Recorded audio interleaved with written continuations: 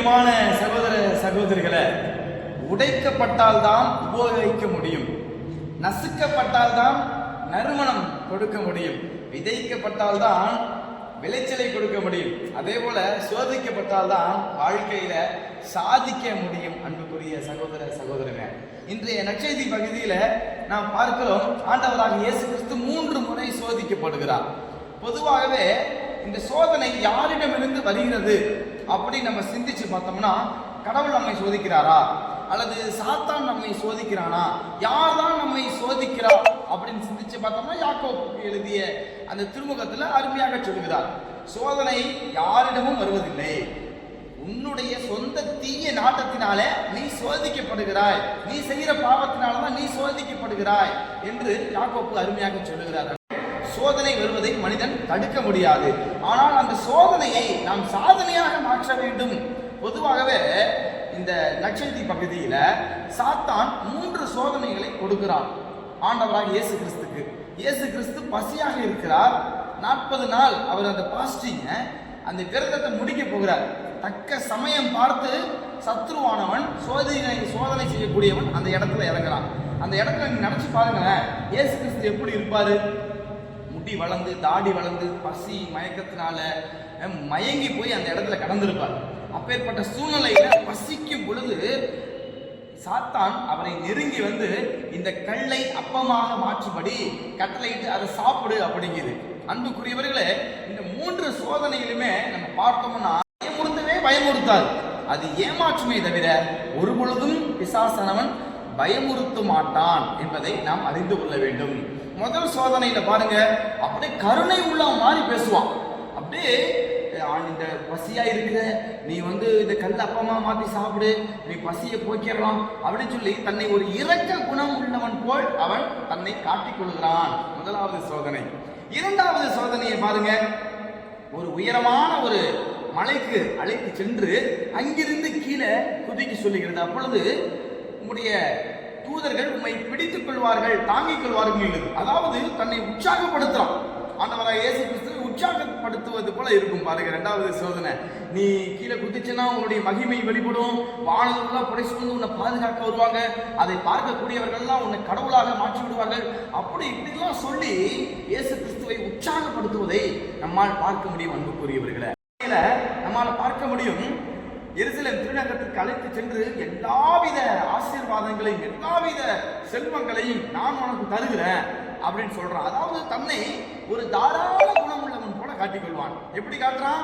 தன்னை ஒரு தாராள குணமுள்ளவன் போல காட்டிக்கொள்கிறான். அன்புக்குரிய சகோதரமே, ஆனால் அவங்ககிட்ட ஒண்ணுமே கிடையாது. நீங்க நினைச்சு பாருங்க, ஒரு படத்துல நடிக்கக்கூடியவர்கள் 70 வயசுல இருக்கக்கூடிய நடிப்பார்கள், நீங்க பார்த்திருப்பீங்க. அப்படிதான் சாத்தான் தன்னுடைய தோற்றத்தை அவன் மாற்றிக் கொள்ளுகிறான். அவனுடைய உண்மையான தோற்றம் 70-80 வயசு, ஆனால் அது எப்படி நடிக்குது? அது 30 வயசு ஒரு வாலிபன் போல அது தன்னை நடித்து காட்டுகிறது. ஆகவே தான் பிசாசானவன் ஒளியின் வேஷத்தை தரித்திருக்கிறான். நம்ம நினைக்கிற மாதிரி 2 கொம்பு வச்சுக்கிட்டு வாழை வச்சுக்கிட்டு நாக்கை தொங்க போட்டுக்கிட்டு படத்துல காட்டுற மாதிரி எல்லாம் பிசாசு வரமாட்டான். எப்பொழுதுமே பிசாசவன் ரொம்ப ஸ்மார்ட் அண்ட் ஸ்வீட்டா இருப்பான். நம்ம ஏமாற்றக்கூடியவனாக இருக்கிறான். நம்ம பார்க்கிறோம் அல்லவா, சத்ருவானவன் பிசாசானவன் கொள்வதற்கும் திருடுவதற்கும் அழிப்பதற்கும் என்று வேறு எந்த ஒரு காரணத்திற்காகவும் வரமாட்டான். முதல்ல பார்க்கும்போது நல்லதா இருக்கும், ஆனா போக போக போக போக தான் அவனுடைய சோதனை நமக்கு வெளிப்படும். அன்புக்குரியவர்களே, ஆகவே இன்றைய நற்செய்தி பகுதியின் வழியாக ஆண்டவரையே இயேசு கிறிஸ்து எவ்வாறு அந்த 3 சோதனைகளிலுமே அவர் என்ன பயன்படுத்தினார் அப்படின்னா, ஒரு வல்லமையுள்ள ஒரு ஆயுதம். அது என்ன ஆயுதம் தெரியுமா? இறை வார்த்தை. வெரி குட், ஆசீர்வாதம். அன்புக்குரியவர்களே, இறை வார்த்தை. விசுவாசம் அருமையா சொல்றான் இறை வார்த்தையை. அங்க பயன்படுத்தியது அனைத்துமே இறை வார்த்தை. ஆனால் ஆண்டவராகிய இயேசு கிறிஸ்து அந்த இறை வார்த்தைக்கு தக்க பதிலடி தருகிறார் என்பதை நம்மால் பார்க்க முடியும். பல வேளையில நம்ம பிசாசனால் சோதிக்கப்பட்டு தோற்கடிக்கப்படுகிறோம் அப்படின்னா, நம்முடைய இருதயத்துல என்ன கிடையாது? நம்முடைய இருதயத்துல வசனம் கிடையாது. எங்கெங்கெல்லாம் பஞ்சம் பஞ்சம் பஞ்சம் வருகிறதோ அந்த பஞ்சத்திற்கு முக்கியமான ஒரு அர்த்தம் என்ன அப்படின்னா, நீரின்றி இல்ல, அது உணவு இன்றி பஞ்சம் அப்படிலாம் கிடையாது. அன்புக்குரியவர்களே, ஆண்டவருடைய வசனம் இல்லாம இருந்ததுதான் அந்த பஞ்சம் அப்படின்னு விவிலியத்துல நம்ம புரிந்து கொள்ள வேண்டும். ஆகவே அந்த இடத்துல பஞ்சம் ஏற்படுகிறது.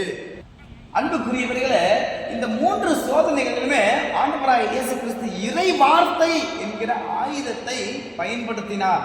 பிசாசு சொல்லக்கூடிய இறை வார்த்தைக்கு பதிலடியாக இறை வார்த்தையை பயன்படுத்துகிறார். மனிதன் அப்பத்தினால மாத்திரமல்ல, மாறாக கடவுளுடைய வாய்ச்சொல் ஒவ்வொன்றாலும் உயிர் வாழுகிறான். அப்படியும் எழுதியிருக்கிறது அப்படின்னு சொல்லி இறை வார்த்தையை கொடுக்கிறார். நம்மால் பிசாசானவனுடைய அந்த சோதனை நம்மால் வெற்றி கொள்ள முடியவில்லை என்றால் நம்முடைய உள்ளத்துல என்ன கிடையாது? இறை வார்த்தை இல்லை என்பதை நாம் உணர்ந்து கொள்ள வேண்டும்.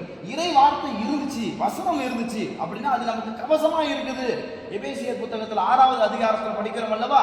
இறை வார்த்தை என்பது நம்மை பாதுகாக்கக்கூடிய போர் கருவி என்பதை பார்க்கிறோம். எபிரேயர் புத்தகத்தில் கூட கடவுளுடைய வார்த்தை உயிர் உள்ளது, ஆற்றல் வாய்ந்தது, இரு பக்கமும் வெட்டக்கூடிய எந்த வாளிலும் கூர்மையானது. இறை வார்த்தை வாளுக்கு ஒப்பிடப்படுகிறது. ஆகவே இந்த வாளை வைத்து நாம் என்ன செய்ய முடியும்? பிசாசானவனோடு நாம் போர் தொடுக்க வேண்டும்.